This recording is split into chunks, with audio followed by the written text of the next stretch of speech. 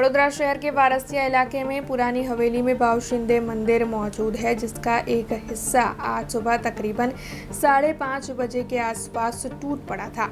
वैसे आपको बता दें कि इस हवेली में कई किराएदार रहते हैं जो कुछ वक्त से वहां पर मौजूद नहीं है, और क्योंकि बिल्डिंग का ये हिस्सा धराशायी सुबह 5:30 बजे हुआ था, इसलिए वहां पर और कोई भी मौजूद नहीं था, जिसके मद्देनज़र कोई बड़ी दुर्घटना नहीं हुई। लेकिन ये इमारत काफ़ी वक्त से जीर्ण अवस्था में थी और मंदिर का ये जो हिस्सा धराशायी हुआ है वो कई सवाल खड़े कर रहा है। आज सवारे आज 5:30 वाग्यानी घटना। सवारे 5:30 वागे हूँ मंदिरનો વાડાનો દરવાજો ખોલવા આવ્યો ત્યારે એકદમ આ ધરાશયી થયો ઉપરનો સ્લેબ, આગળનો તમામ ભાગ અને ભાગની ધરાશયી થયો। ત્યાં એક અપંગની વિસેવસળની લારી છે, એ બાલ બચી ગયો, હું પણ બચી ગયો। આ વાડો 250 વર્ષ જૂનો છે અને આ વાડાના માલિક છે ભાવ શિંદે, જે મલ્લારાવ ગાયકવાડના સ્ટેટમાં ખજાનજી હતા, એમને પોતે બનાવેલો છે, એમના પોતાના પૈસાથી બનાવેલો છે। અને જ્યારે આ વાડો વેચાઈ ગયો આજથી 27 વર્ષ પહેલાં, ત્યારે ભાડવતને અને બિલ્ડરને મુલાકાત થઈ, એને નોટિસ મોકલ્યા કે ભાઈ વાડો ખરીદ્યો છે। ત્યારે આ લોકોએ વિરોધ કર્યો।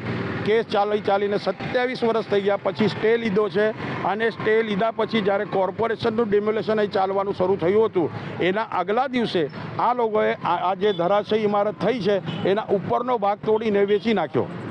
જ્યારે કોર્ટે આ મિલકત પર સ્ટે આપેલો છે કે બિલ્ડરને ભાડવત કોઈ આ વસ્તુ તોડે નહીં અને રિપેરિંગ કરવું હોય તો કોર્ટ કમિશનરની પરમિશન લઈને કરાવવું, છતાં બી આ લોકોએ તોડીને ગેરકાયદેસર, અને તોડનાર બી એ ભાડવત નથી કે કોઈ માલકીનો હક નથી, એ શૈલેષ રમણલાલ સેવક, દિલીપ શાંતારામ સાવત અને એની જોડે અન્ય ભાડવતો, એ લોકોએ મળીને આ કાર્યવાહી કરી અને એ જો ભૂલનો ભોગ, એમના કરતૂતનો ભોગ આજે કોઈ નિર્દોષ મરી જાત। ચંદ્રકાંત નરસિંહરાવ અરગડે, જેમની અત્તરની દુકાન છે માંડવી પાસે, એ ભાઈ કોઈ દિવસ 26 વર્ષમાં જો મંદિરમાં શું છે, મંદિરના શું કાર્યક્રમ ચાલે છે એ બી એમને ખબર નથી, છતાં બી આ લોકોને ઊભા કરીને, જ્યારે એમને બી વારંવાર મેં વકીલને વાત કરી, વકીલ કહે છે બિલ્ડરને બોલાવો, ભાડવતને બોલાવો, અમે લઈ જઈએ છીએ, વકીલ એમનો મળતો નથી।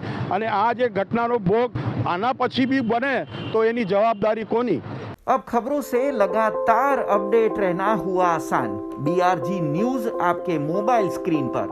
आज ही BRG न्यूज की mobile app Google play store और ऐप स्टोर से डाउनलोड करें और खबरों से लगातार जुड़े रहें।